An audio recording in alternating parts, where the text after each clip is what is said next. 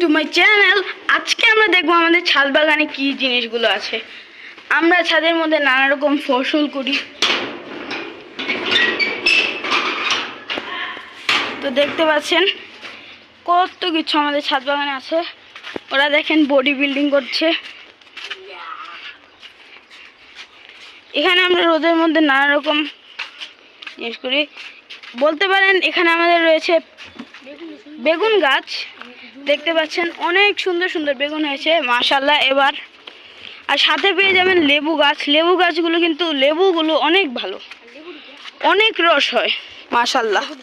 এই যে গাছ লেবুর অনেক রস হয় মাশাআল্লাহ। তো অন্য দিক দিয়েও আছে বোম্বাই মরিচ। এখানের মরিচগুলো কিন্তু খেতে অনেক মজা, যে না খেয়েছে সে কখনোই বুঝতে পারবে না এখানে মরিচের স্বাদ।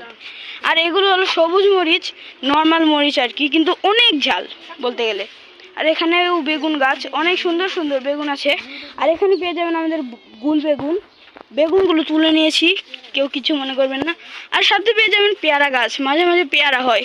বলতে গেলে গাছটা তো ছোট এবার, তাই বেশি পেয়ারা হয় না।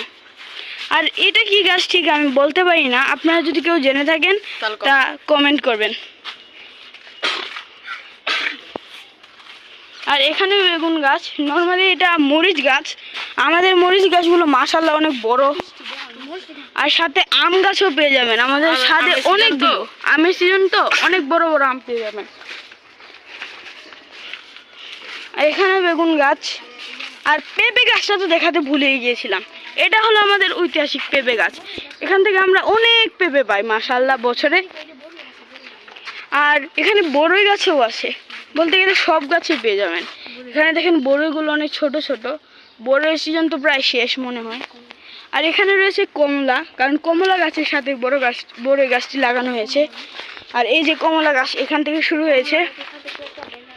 কমলাগুলো অনেক মিষ্টি মাশাআল্লাহ। তার সাথে এখানেও একটি পেয়ারা গাছ আছে, খুবই মিষ্টি। আর এখানে পেয়ে যাবেন তিতা করলা। করলা ভাজি খেতে অনেক মজা লাগে। কার কার করলা ভাজি খেতে মজা লাগে কমেন্ট করবেন। করলা পেয়ে যাবেন এখানে। করলা তো ছোট ছোট, পরে আবার অনেক বড় হবে।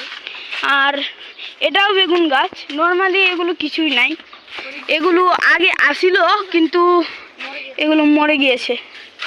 আর টমেটো গাছ দেখেন গাইস, টমেটো গাছ। আর এখানে পেয়ে যাবেন আমাদের আম গাছ মাশাআল্লাহ। প্রতি বছর অনেক আম হয়। আর আমাদের নিচে এই যে দেখেন মাঠ আছে, কিন্তু গাইস এখন আর ওই জায়গায় খেলা হয় না, বলতে গেলে আমরা অন্য জায়গায় গিয়ে খেলি। আর এখানে আছে পুঁইশাক গাছ। এখানে আমরা পুঁইশাক বাজার থেকে কিনে আনি না, সাধারণত আমরা এটা নিজেরা চাষ করি। আর এই বিল্ডিংটা যারা দেখেছেন তাদের মনে প্রশ্ন আসতে পারে এই বিল্ডিংয়ের ভিতরে কি। আসলে এই বিল্ডিংয়ের ভিতরে আগে পাখি পালা হতো, পাখি সব বিক্রি করা হয়েছে দেখে এই বিল্ডিং ফাঁকা। আগে পাখি থাকতে এটা অনেক সুন্দর ছিল। আর এখানে বসে সাধারণত আমরা সকল কাজ করে থাকি, আড্ডা দিয়ে থাকি। এখানে দেখেন একটি গাছ রয়েছে অনেক সুন্দর। আর তার সাথে পেয়ে যাবেন আমাদের নারকেল গাছ মাশাআল্লাহ। এই গাছটিতেও আমাদের নানা রকম ফলন হয়। এখানে একটি গাছ রয়েছে। আর আরেকটা কথা বলি, আপনারা যদি চান এই পাখির ঘরটাকে আমরা স্টুডিও বানাই, তাহলে আপনাদের কথা অনুযায়ী আমরা স্টুডিও বানাতে পারবো। সকল কিছু আছে, এডিটিং করার জন্য ল্যাপটপ, ভিডিও করার জন্য ফোন, সব কিছু আছে, আপনারা চাইলে বলতে পারেন। তো এই ছিল আমাদের ছাদ বাগান, মোটামুটি ভালোই। সামনে নারিকেল গাছটা, কিন্তু এই নারিকেল গাছটা সাধারণত আমাদের না। সাইডের ভিউগুলো দেখুন কত সুন্দর গাইস মাশাআল্লাহ। সব গাছে আম হয়। নিচে এগুলো রাস্তা আছে, এই রাস্তা সাথে সাথে আমও পেয়ে যাবেন এখান থেকে। এই যে দেখেন আম মাশাআল্লাহ ভালোই ফলন দিচ্ছে এবছর গাছগুলো। গত বছর গাছের অসুখ হয়, প্রত্যেক গাছ মারা যায়, পরে নতুন করে গাছ লাগাতে হয়, ফলে কস্টিংটা অনেক বেশি পড়ে যায় আর কি। আর কারা কারা আমার মতো স্যামসাংয়ের ফোন ইউজ করেন তারা একটু কমেন্ট করে জানাবেন। করলাগুলো কিন্তু আসলেই সেই সুন্দর। তো গাইস আজকের